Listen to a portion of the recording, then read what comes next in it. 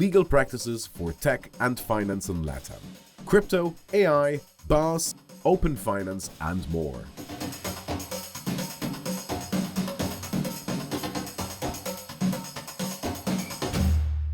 So let me invite to stage. He's back again, guys. It's Cal Evans. He didn't even realize he was going to be the moderator today. I'm like, Cal, you're the moderator. So this is Cal Evans, the managing associate for Gresham International. We're inviting back again as well Jaguar-Adva Gal, the CEO of Jaguar Reg Comp. We have Heitor Miguel, the managing partner at PMZ Capital. We have Walter Savaglia, the MD of Accenture Brazil. And we have Borges, the head of LATAM for Fireblocks. It is an action-packed panel. So, Cal, as the moderator, take it away. Have fun, guys. Excellent. Wow, that was the least enthusiastic. Come on, guys, just give him a round of applause. Oh, wow.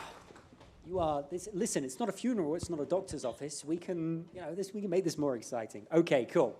Not all of us wear white shirts, so it's okay. Yeah, that's true. It was a bold strategy, right? Okay, so we, same format. I'm not going to introduce myself. I've been on stage enough today, but I would love it to work our way down the line.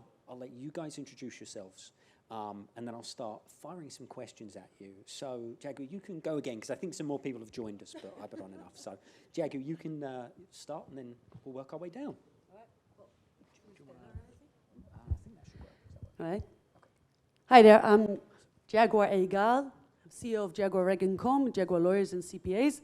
And what I find the most fun in life is to incorporate high-risk companies, gaming, gambling, AI, and crypto, naturally, in various jurisdictions, take care of the licensing, financial licensing, or opinions that you don't need a license, and then international taxation and corporate services.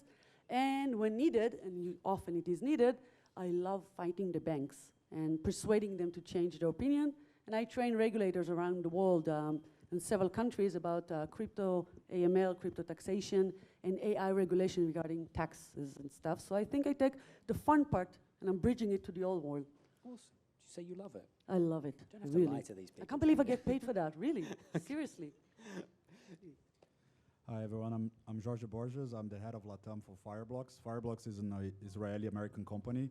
We provide technology for institutions willing to work with digital assets in many different forms, from gaming companies to corporates entering Web3 to the crypto market, and now for the last couple of years, banks, of course. And we're really excited to be in these discussions with regulators all over the countries that we are present in, which are many now. We are almost 2,000 institutional clients around the globe, so it's going to be a fun talk. Hi everyone, my name is Heitor Miguel. I'm originally from Brazil, but I'm based in Miami right now. And I'm the managing partner of PMZ Capital. We are a crypto VC. In this cycle, we are specialized in pre-sale tokens and projects. And we also have like an area investing in gaming area. We have an investment in white label platforms. We bring them from Brazil. And we are so happy to help you guys here in this panel. Hi guys, my name is Walter Savaglia. I'm managing director of Accenture. I'm just in this consulting time of my life for 2 years from now. I have already worked in banks, so don't fight with me. Okay, I have worked in Itaú, Santander, and Banco Topazio, which is a very close bank to the crypto world and blockchain world. And also, I lead all the portfolio of digital players in Latin America for Accenture. So my main clients here are C6, Nubank, Stone, BigPay, all these guys that are thinking about also in crypto and blockchain. I love it. What a panel. We've got VC, Accenture, Fireblocks, and 2 lawyers. That sounds like a bad joke, doesn't it? Sounds like the start to a bad joke. These guys walk into a bar. Anyway, okay. So look, one of the things, because this isn't a lengthy time panel, so I'm going to dive straight in. When we look at the LATAM region, what do we think are some of the biggest challenges that we see facing the regulatory landscape from a user perspective right now? One of the things I want to move away from is education. Everybody goes down the education, oh, they don't understand it. Ignore that. Think about what are the actual obstacles from a regulatory perspective to people getting into these technology sets right now. I'm going to start down this end and work our way down. I think Accenture is going to have a good input on this, and then work our way down. Well, I believe that besides education that we were talking here, the main point that I see here, it's how I don't believe that we're going to have closely open finance here, you know. I mean, for me, what we're talking about in the first stage here about blockchain and crypto, we are talking about in the infrastructure for the banks, any banks, digital or incumbents. And I believe that is much more something to find to solve, you know. Last year I was in the Febraban Tech Summit, and I was leading a panel with CVM, Banco do Brasil, Itaú, and B4, which is a stock exchanges for tokenized.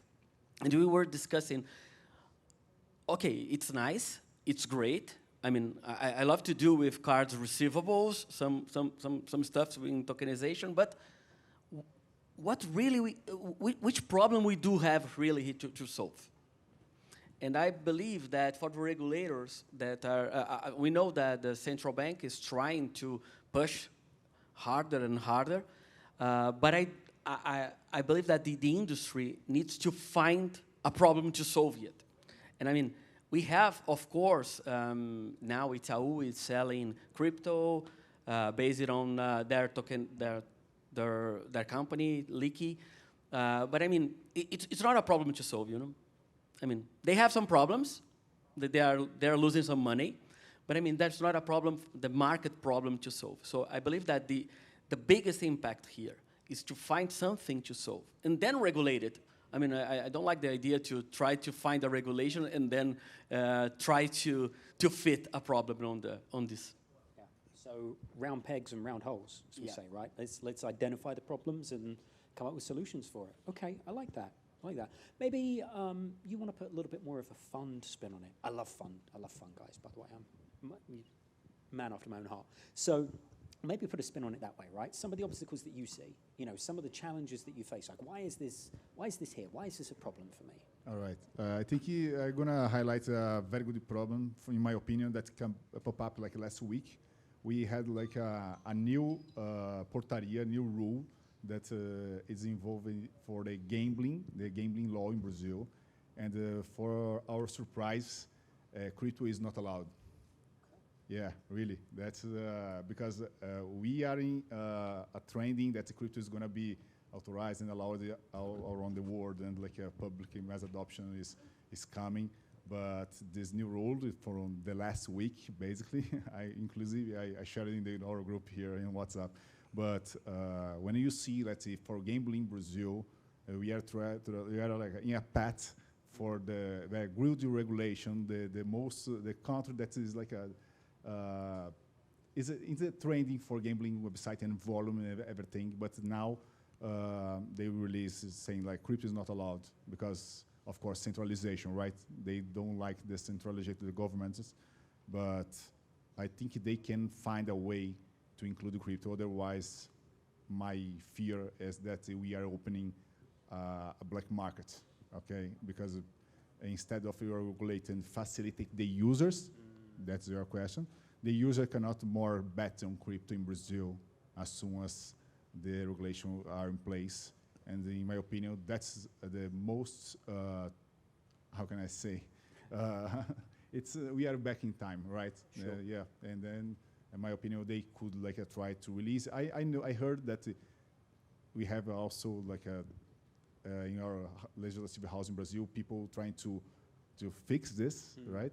But they release already and it's promoted. It's in place. Got it. That's my main question right now here. Do you think that's just as a follow-up question, do you think that's an over-regulation issue, or do you think it's regulators not fully understanding it issue? Which of the two do you feel it is? Yeah, it's I think it's over-regulated because they are afraid to people can like bet in crypto and like move away the money easily without paying the tax. That's my opinion, because otherwise, because the bets in crypto are already happening in Brazil. Sure. That is a small volume because we have PIX, instant payment in Brazil. That's, I think, is more than 95% of all the bets.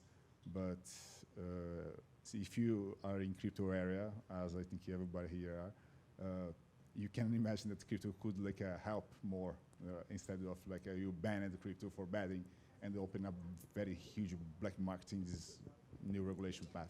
Yeah, absolutely. Thank you. You're welcome. Please. Well, I like to see kind of the glass half full perspective. So I have the privilege to see what's going on in the whole world, and at the same way I have Brazilians company asking us what's going on in Europe with Mika, in APAC.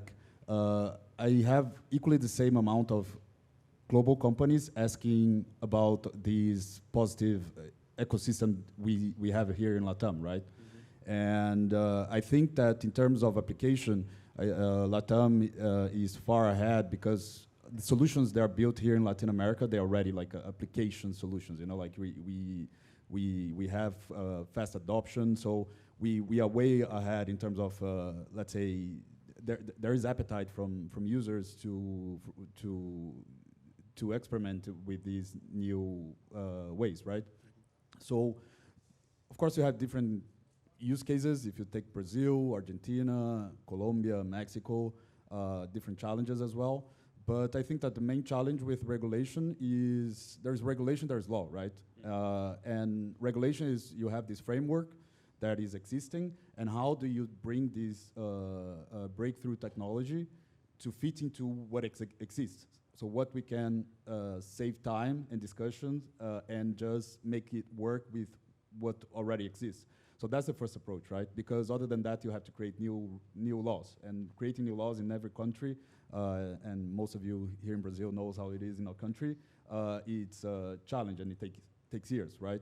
So we see that we do have like this positive ecosystem with well, a lot of startups and applications being built. Regulators, they have the positive stance. They want to make things happen, but they have the limit of the law, right?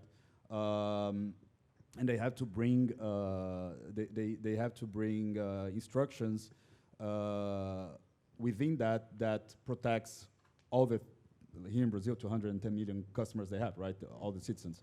So that's the challenge, and we say that innovations goes by elevator and regulators go by stairs, right? So we have to understand these timing and adapt to that. Try to, like you said, first try to fit the circle in a circle, and then discuss, like Walter said, what are the next big breakthroughs we need to discuss, and if we need to change the law, you know, like, and the next step. So I think that, at least here in Brazil, this is in a good motion.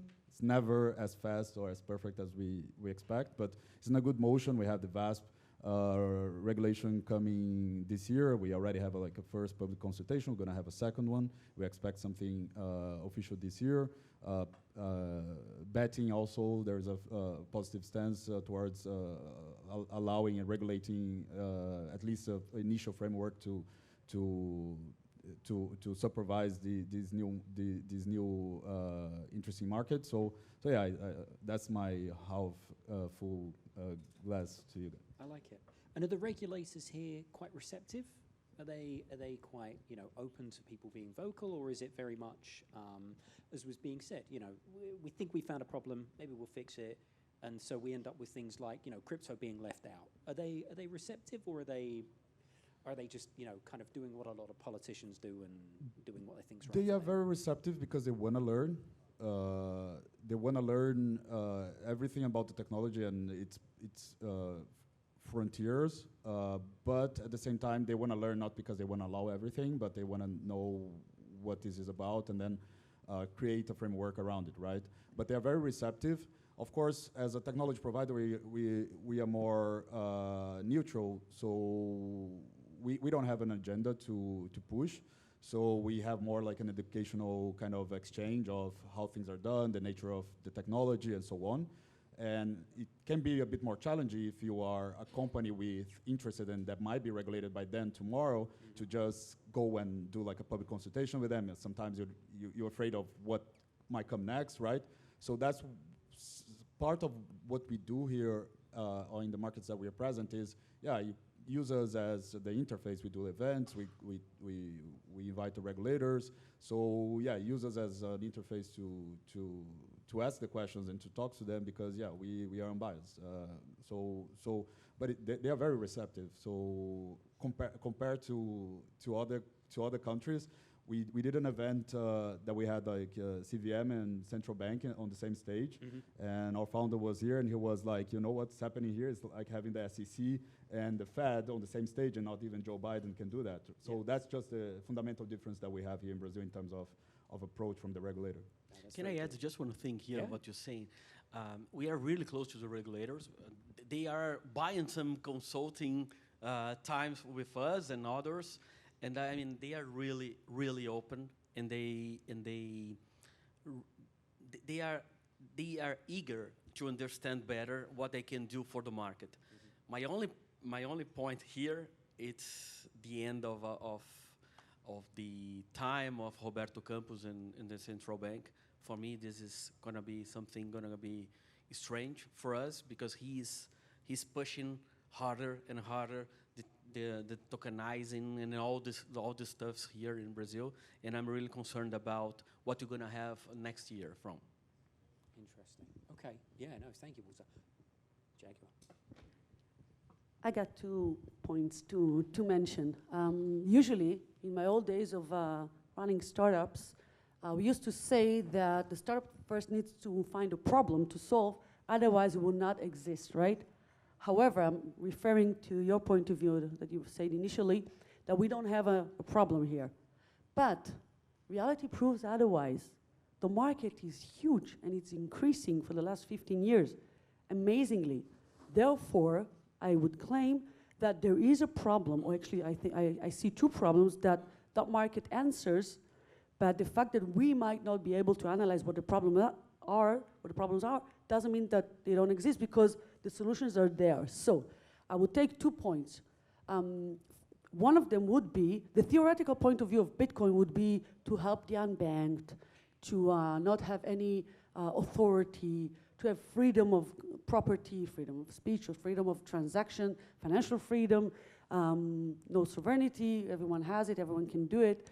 And the freedom part is a major part of the philosophy of crypto. However, though, while it is valid for the maximalists and for the few, most of the market buying, trading, and selling crypto are there for the same reason we would like to find a reason or problem regarding trading gold or wheat or silver or any other commodity or the stock exchange to some level. I'm not talking about the ones buying shares in a publicly traded company in order to help with their money, to help that company create more, either McDonald's or Coca-Cola or fuel or whatever. I'm talking about people who trade to make profit and to get the dopamine, of course, naturally. But algo trading kills the dopamine part, but I wonder which computer enjoys it instead of us, right? So that's one thing. Another point of view, another solution that he gives, and then if we're looking for the problem, what's the problem behind trading gold? Right, or diamonds or whatever. And the second would be a much faster, cheaper transactions in the world. But that belongs to more of the adults, I would say, the grown-ups of the industry. So that's 2 problems that the market solves. And if these are not the right answers, there must be another problem, major problem that it solves, because we see the market is so booming. So there must be a reason.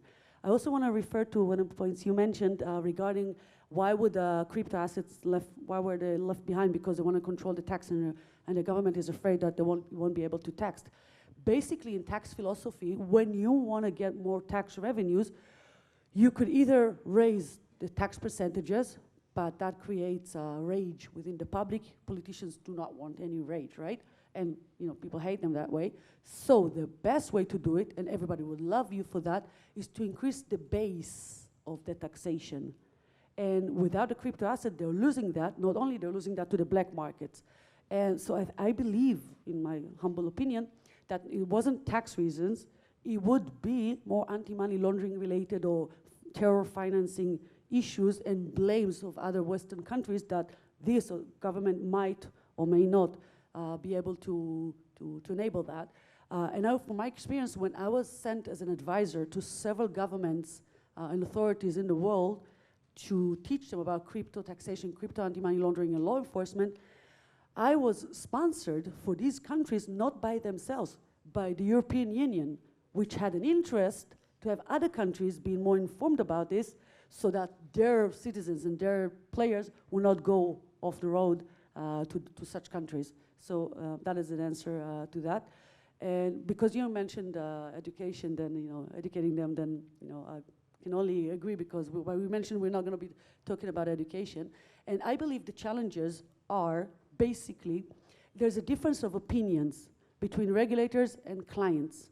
A client typically by basic economics thinks of the client's best interest. Maximum amount of dopamine, maximum amount of profit, maximum hedging of the fiat, maybe the regular money, different kinds of interest, and they're various, they're diversified.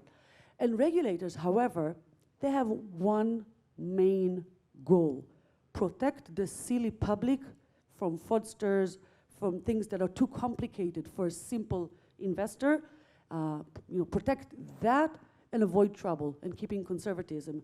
And I think these are very different points of view and different focuses and functions. And the king or the queen of that game would be the ones who would be able to show the regulators how we serve their interests while still keeping the public interests. Absolutely. Well, I think that was a great, I'll throw in my 2 cents worth, and I know we're on time, but I'll put some in there. One of the things that interested me about this particular topic was I thought there was a bit of a contradiction in there. Words open finance and legal practices, well, regulators, right? Really, do they not, to a degree, contradict each other? And one of the things that I often talk about, and I try and explain to people, is if you ever want to understand the intent of a regulator, don't look at what they create, look at what they do. Laws are easy, it's how they're enforced, right? And one of the biggest telltale signs that we see is if we look at the astronomical amount of fines, as an example, and I am picking on them, the United States Securities and Exchange Commission, how big the fines are that they've put out. How big is their victims' restitution fund? How many dollars have they given back to victims of the crimes that they have taken fines for? Anybody? Few millions of dollars, too few. Almost to zero. Yeah. Nothing. The victims' restitution fund, whereas you look at some other regulators who literally take a fine, distribute it among victims. So whenever you're looking at, because this is a fantastic topic, if you want to look at the intent, look at what they do. And I think this panel has portrayed that very well with different styles, and look at what people do, whether you're jurisdiction agnostic or whether you're in the industry putting money into it, or whether you're kind of helping spearhead regulators or working directly with them. It's never really about what we do, it's kind of about what they're doing, right? We can only but try. So I want to thank you guys for being here. Fantastic panel, fantastic insights. Give them a massive round of applause for being here. Thank you. Thank you, guys.